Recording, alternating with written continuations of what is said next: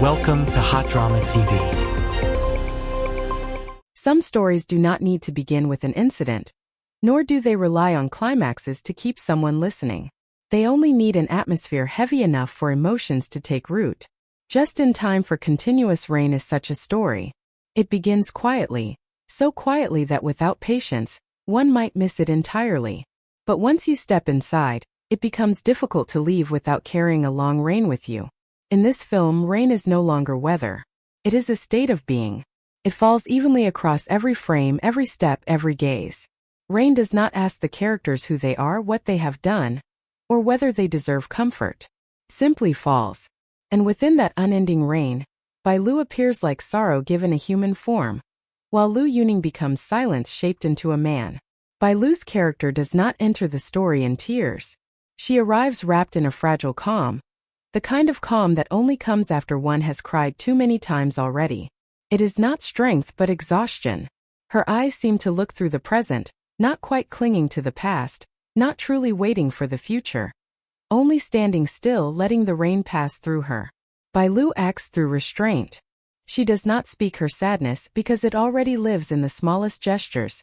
The slight pause before answering, the subtle lowering of her head at an innocent question, the way she stands unmoving in the rain without any intention of avoiding it. There is a kind of pain that does not make one cry but makes one too tired to react. Her character lives inside that pain. And it is precisely this restraint that makes it impossible for the viewer to remain indifferent. Because everyone has lived through such a time, when the hurt was not sharp enough to scream, but not light enough to smile away. Liu Yuning enters from the opposite side of the rain, carrying a different kind of sorrow. If Bai Lu's sadness seeps slowly, his is like a stone already lodged in the chest. He speaks little, and when he does, his voice sinks low as though each word has been weighed carefully. His character does not seek sympathy, nor does he try to appear strong.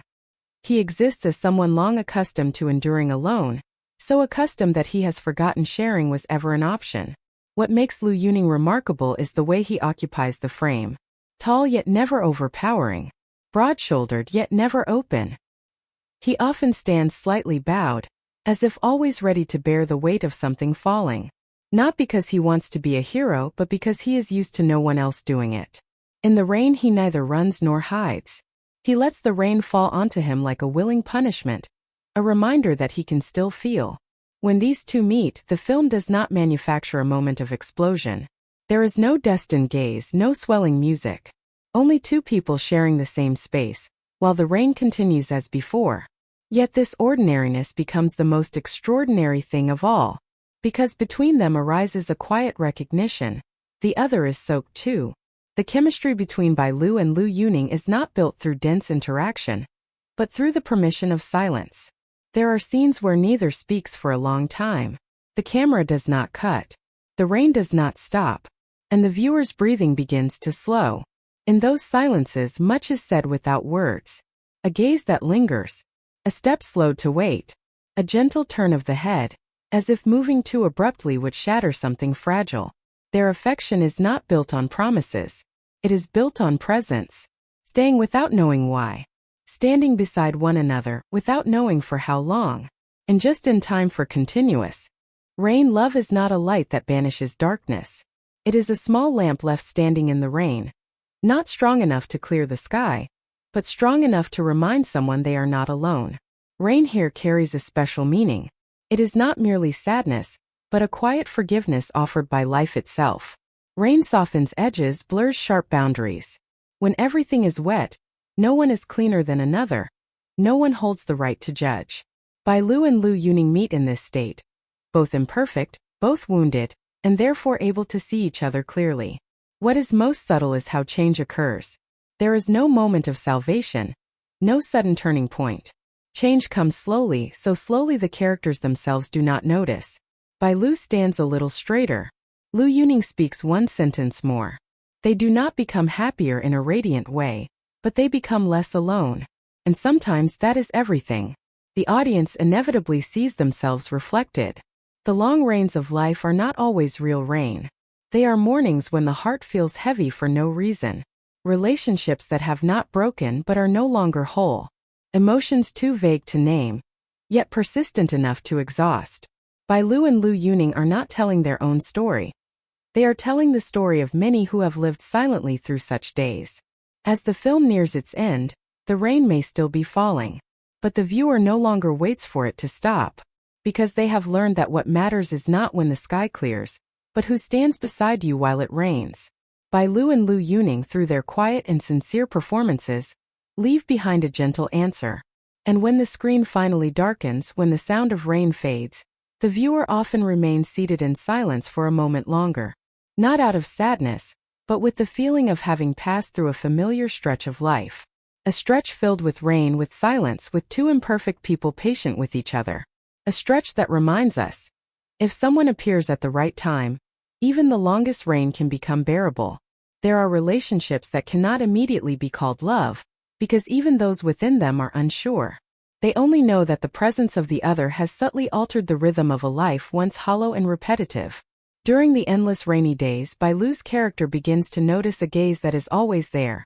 Never pressing, never demanding, simply watching, as if afraid she might disappear into the white curtain of rain if he looked away. And Liu Yuning begins to realize that someone stands beside him without asking him to be better, stronger, or happier. Only accepting him as he is. Quiet, weary, unfinished. Their connection grows not through words but through shared rhythm. They walk at the same pace. They stop at the same moments. Both understand too well the exhaustion of pretending to be fine, and so together they no longer perform. In a world obsessed with strength, being weak together becomes a rare luxury. The film does not idealize love. It does not turn wounded people into perfect cures for each other. Instead, it offers a gentler truth. Some wounds do not disappear just because the right person appears, but they hurt less when understood. Bai Lu does not become radiant. Liu Yuning does not shed his silence. They simply learn to breathe more easily beside one another. The rain continues, but it no longer feels threatening. There are scenes that leave the viewer silent long after they pass, not because they are tragic, but because they are painfully real. A glance held but not claimed. A sentence swallowed before completion. A step forward halted by hesitation. In the hands of Bai Lu and Liu Yuning, these moments do not become melodrama. They become honesty. The film suggests that love is not always courage in the loud sense.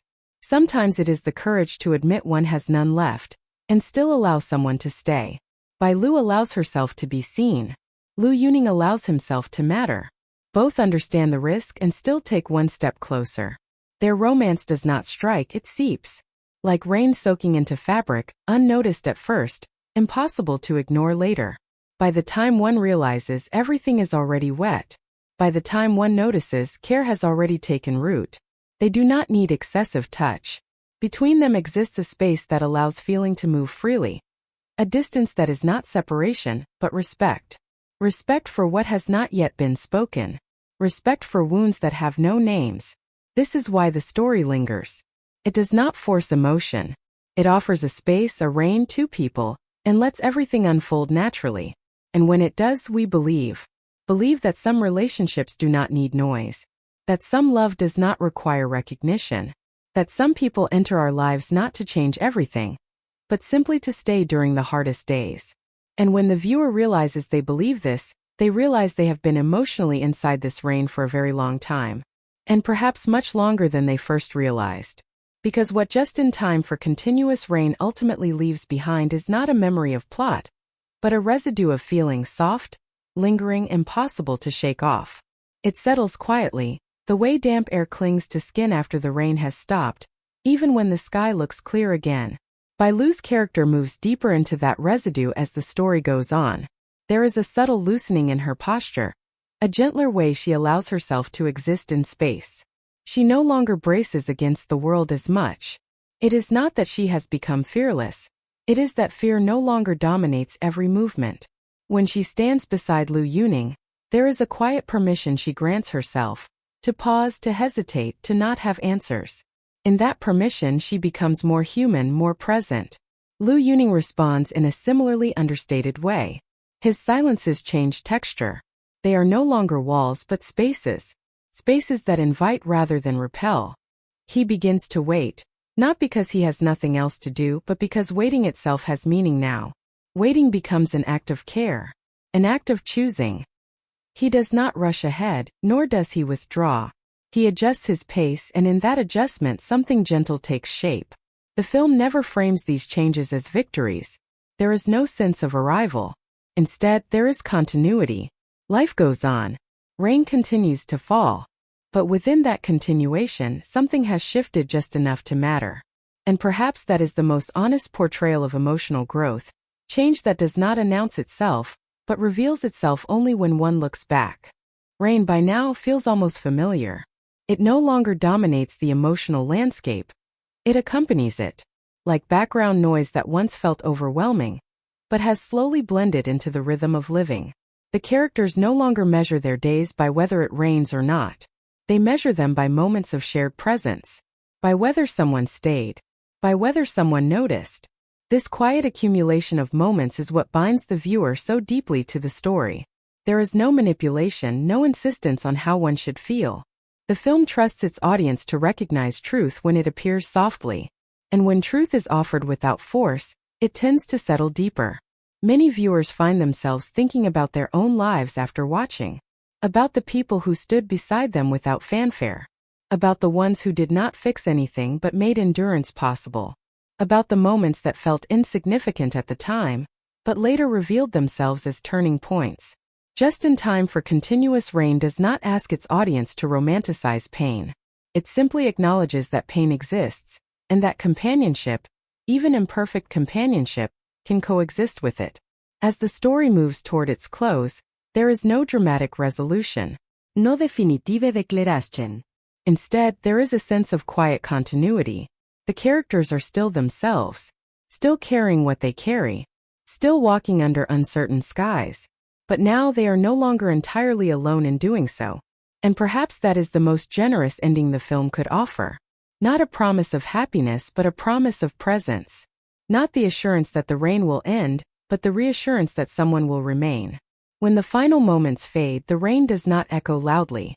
It recedes. And in that retreat, the viewer is left with something unexpectedly warm. Not joy in the traditional sense, but calm. A calm that comes from recognition. From having seen something fragile and real survive without being hardened or erased. In the end, Just in Time for Continuous Rain is less about love as an event, and more about love as a condition, quiet, persistent, unassuming. A condition that does not transform the world, but makes living in it gentler. And Bai Lu and Liu Yuning, through their restraint and sincerity, give shape to that condition with rare grace. They remind us that not all love stories need sunshine to be true. Some are born in rain, grow in silence, and endure not because they shine brightly, but because they do not leave. They do not leave, and that, quietly, becomes the most radical gesture of all. In a world where departure is often easier than staying, where explanations are demanded and conclusions are expected, this story insists on something softer and far more difficult: endurance without spectacle. As the days pass within the film's world, the rain seems to lose its urgency. It still falls, but it no longer presses. It is no longer something to be endured moment by moment. Instead, it becomes part of the landscape, like a familiar ache that no longer defines every thought. Bai Lu's character moves through this landscape with a slightly steadier breath.